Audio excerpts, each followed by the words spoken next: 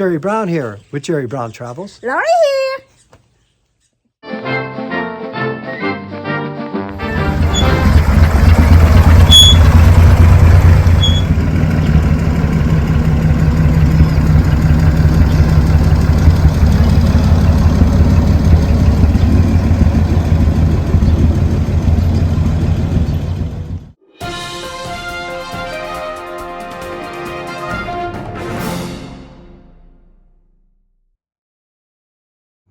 My name is Steve, and we're in Chapala, Mexico, Jalisco.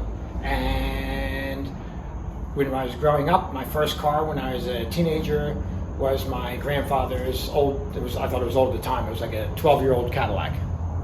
And that got me hooked on cars. I had up to 8 old cars at one time during my life, but mostly newer stuff. I had a 39 Cadillac, a 70 Cadillac, 59 Cadillac, a 62 Cadillac, a Riviera, a Power Wagon, Grand Prix, 1926, I actually had a 1926 all original fire truck from Maryland that ran, but it was no fun, you couldn't drive fast. So I traded that in for this.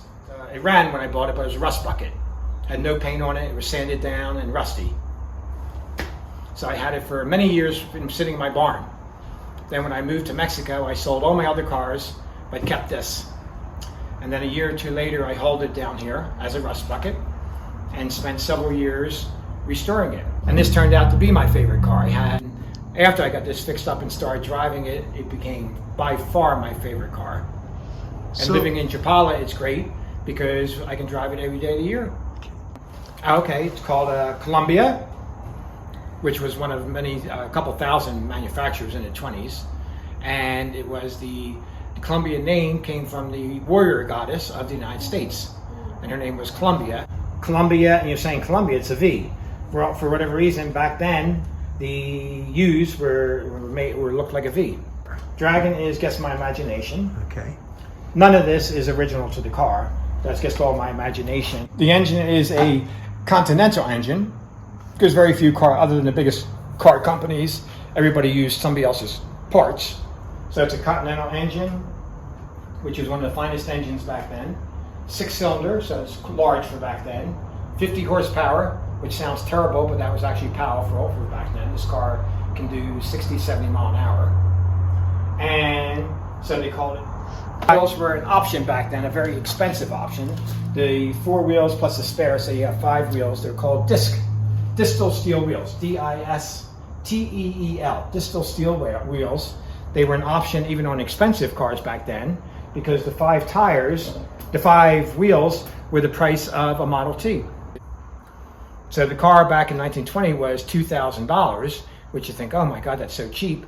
But you have to realize Chevys and Fords were under $400. So you could buy 5 Fords for one of these. The whole body, there's no rust in the whole car. I don't know how I found it, just luck. The chassis, which is the frame of the car, of the lower part, is steel. And then it only has rear brakes. They're mechanical, considering you don't have any front brakes. No front brakes. Well, this was your front brakes. But under all the sheet metal is wood.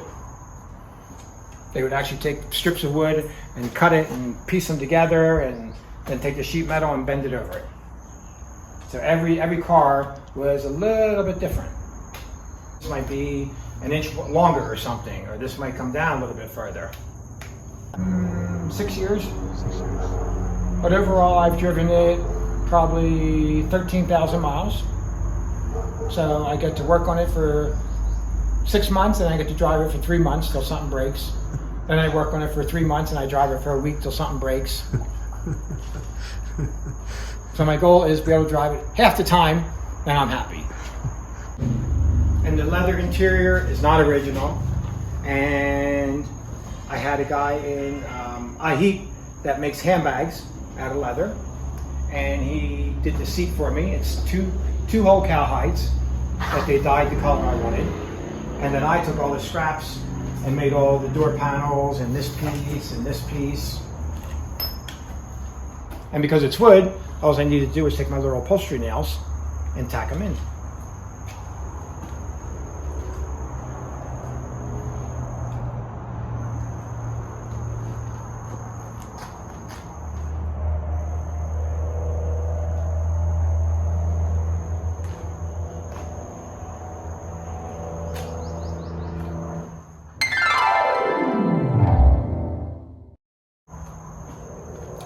I'd guesstimate that 85 to 90% of the car is original.